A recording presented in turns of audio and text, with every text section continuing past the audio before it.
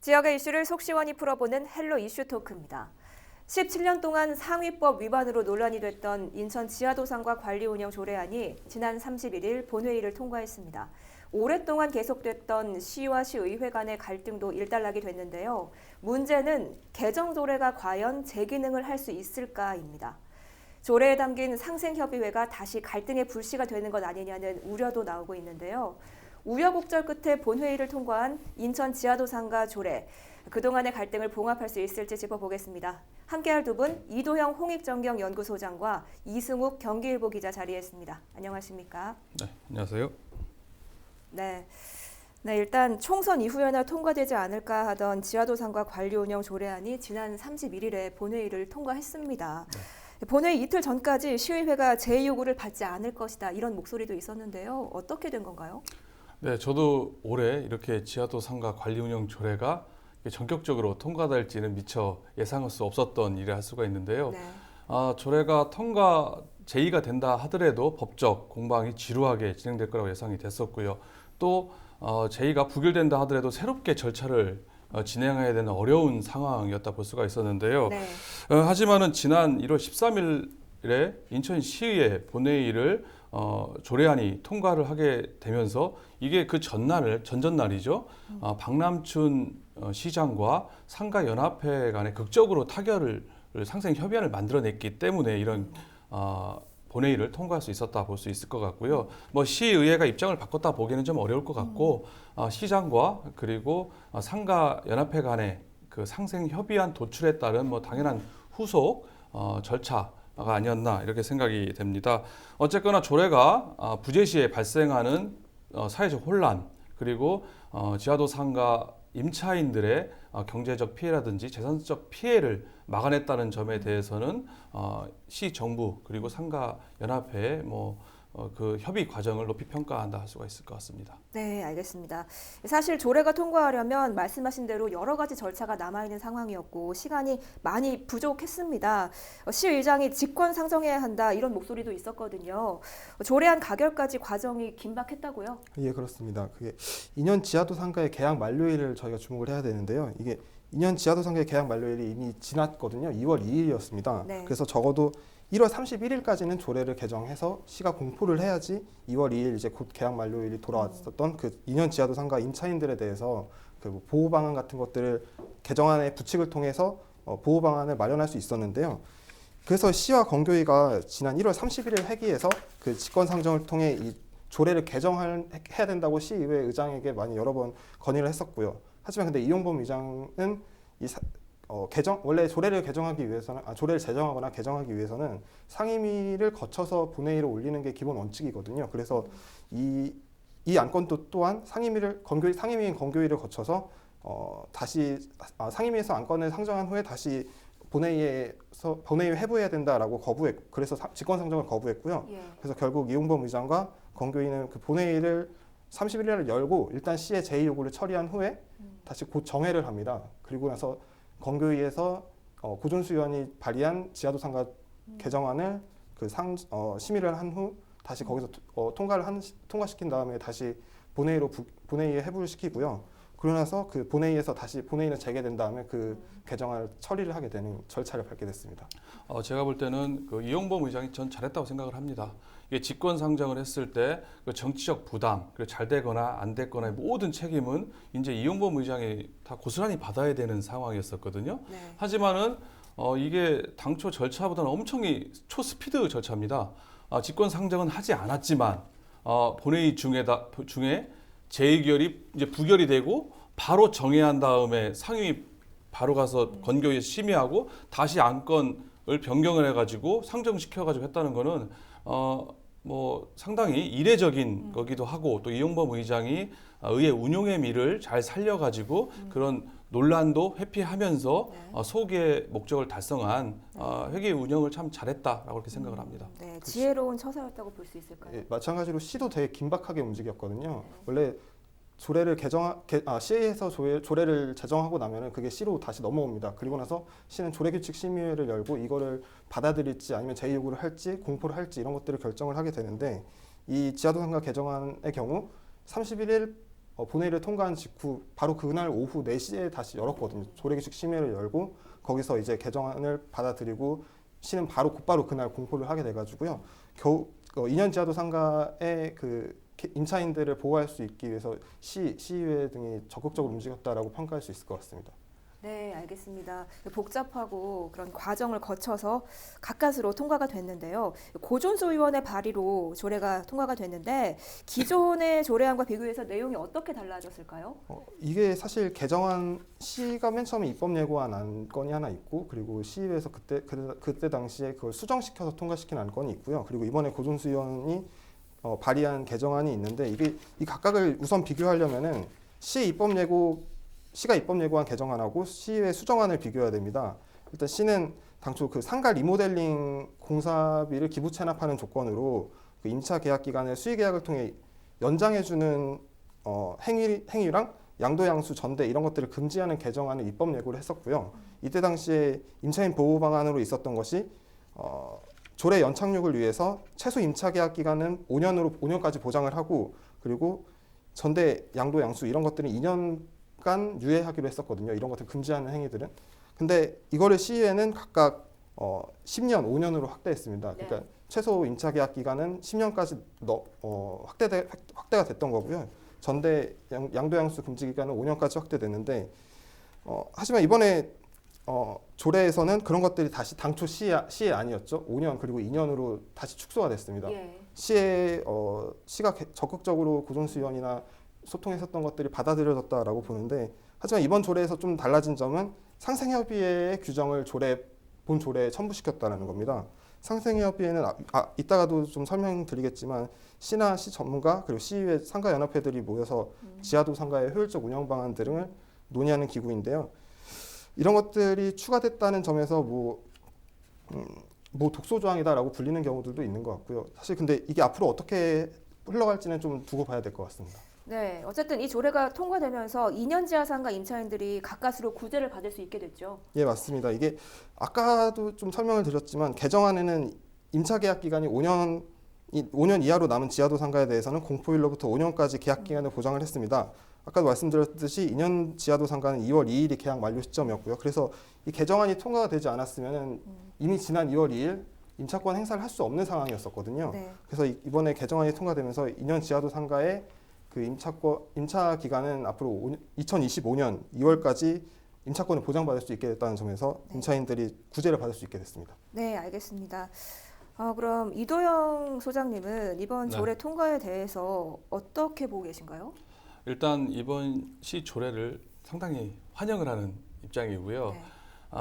이 조례가 평가된 것은 이번에 통과된 것은 상당히 이제 긍정적으로 또 시민들 지하도 상가 임차인들을 보호했다는 점에서는 높이 평가를 한다고 앞서 말씀드렸는데요. 예.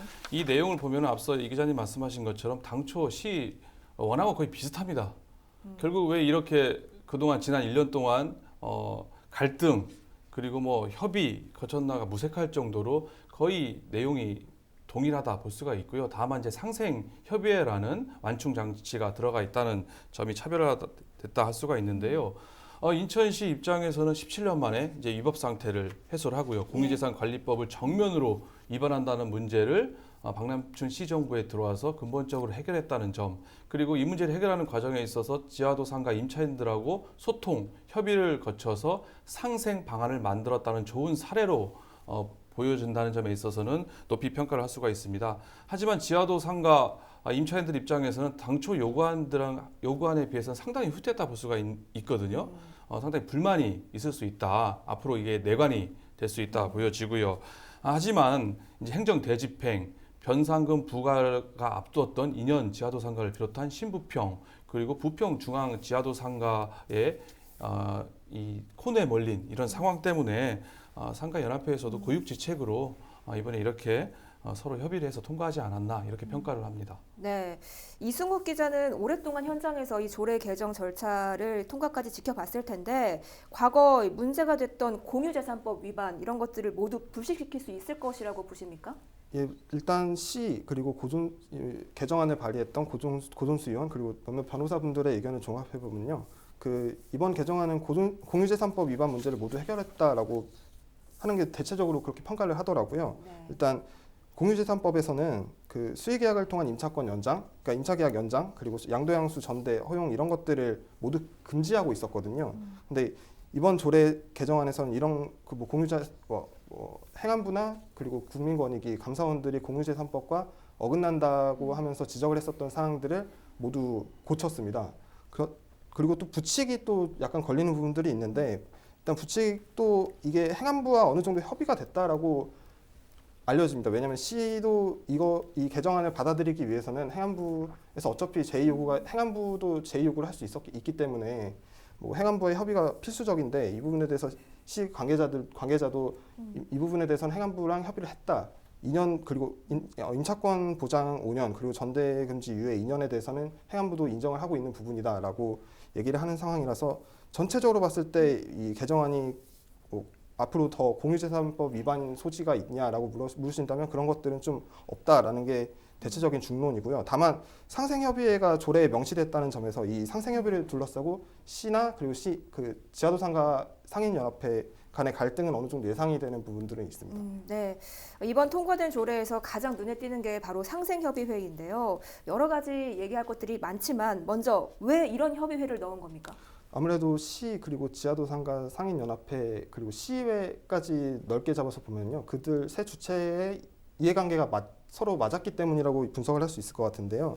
일단 상생협의회는 지난 1월 29일 박 시장하고 반동문 지하도상가 연합회장이 합의에 따라서 마련이 됐습니다. 이게 그리고 근데 시 입장에서는 아무래도 2년 지하도상가를 어쨌든 구제를 해야 되잖아요. 2월 2일 곧 이제 계약 만료가 돌아오기 때문에 그래서 이게 개정안을 어떻게든 처리를 했어야 됐던 부분인 거고 시의회는 계속 이 개정안 처리가 늦어지면 그 정치적 책임이 시의회에도 돌아올 수 있었거든요. 그리고 계속 그런 부분들을 지적했던 전문가분들도 있었고 그리고 지하도상가 연합회 입장에서는 어쨌든 개정이 이루어질 것이고 만약 개정을 하지 않았다면 행안부나 시의 제2요구에 따라서 앞서 가능성이 언급됐었던 행정대 집행 등의 행정 절차가 예상됐었던 상황이기 때문에 개정안을 받아들일 거면 어느 정도의 명분을 쌓는 과정들이 필요했는데 이 상생협의회가 각 그 시 그리고 시의회 그 상가연합회 각각의 뭐 이해관계가 그런 부분에서 맞았다라고 평가할 수 있을 것 같습니다. 네, 알겠습니다.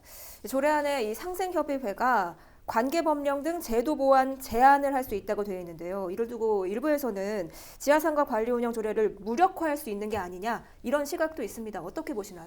네, 상생위원회가 관계법령 제도 보완을 제한할 수 있다라고 하지 않았습니까? 제한할 수 있답니다. 제한해야 된다. 내지는 상생협의회를 거쳐야 한다. 이렇게 이미 강행 규정이 아니라는 점에 한계가 있습니다. 즉 임의 규정이기 때문에 제한을 할 수 있겠지만 그걸 꼭 받아들일 것까지는 아니라고 볼 수가 있는 법적 체계가 돼 있기 때문에 그야말로 이 조항 자체가 독소 조항 그리고 이 조례를 무력화하기에는 그렇게 해석하기에는 조금 무리다라고 생각이 들고요. 물론 이제 상생협의를 통해서 끊임없이 소통하고 회의하고 만나서 서로의 이제 의견을 조율을 하겠지만 그걸 최대한 반영시키려고 애는 쓰겠지만 뭐 안 받아들인들 뭐 벌칙 조항 있어요? 아니면 뭐 해야 되는 안 했을 때 뭐 과태료 이런 게 전혀 없기 때문에 이걸 무력화한다 독소 조항이라고까지 얘기하기에는 좀 그건 아니다라고 생각을 합니다. 네, 그럼 이승욱 기자는 어떻게 보세요? 저희가 상생협의회가 독소 조항이다라고 얘기하는 독소 조항이 될 수 있다라고 얘기하는 부분들은 상생협의회에서 이번 개정안의 취지와 맞지 않게 오히려 뭐 공유재산법에 어긋나는 또 다른 뭐 조항들을 건의할 수 있다거나 이런 것들 때문에 저희가 우려를 하는 거거든요. 근데 사실 아까도 이동영 소장님께서 말씀하신 것처럼 상생협의회에서 뭐 그 지하도상가 연합회 분들이 그런 것들에 건의를 하더라도 시나 전문가 그리고 시의회 분들이 여기 참여하기 때문에 여기서 합의를 못 한다면 결국에는 어떠한 조례 개정들도 좀 할 수가 없는 상황이거든요. 그래서 그런 부분에서는 뭐 독소 조항이다라고 부를 수는 없을 것 같습니다. 하지만 상생협의회를 운영하는 과정에서 시랑 상가연합회 간의 갈등은 불가피할 것 같은데요. 왜냐하면 상가연합회에서는 이미 조례 개정 전날이죠. 1월 30일에 시의회에 찾아가서 당초 원래 5년으로 임차권 최소 임차 계약 기간을 보장하지 않았습니까? 이거를 10년까지 연장해달라고 요구를 했었거든요. 이런 부분들을 아무래도 상가연합회가 상생협의회에서 계속 건의를 할 것 같고요. 네. 그리고 뭐 전문가들을 어떻게 모집하느냐 이런 부분에 대해서도 좀 앞서 뭐 회의 자리에서 그런 것들에 대한 비판 같은 것들이 있었기 때문에 그런 것들로 또 다른 뇌관으로 작용할 수 있을 것 같습니다. 네, 말씀하신 대로 개정 전날까지도 이 시와 상가협의회가 계속해서 합의점을 찾지 못했잖아요. 그런데 상생협의회가 생겼다고 해서 그게 가능할까 이것도 의문인데요.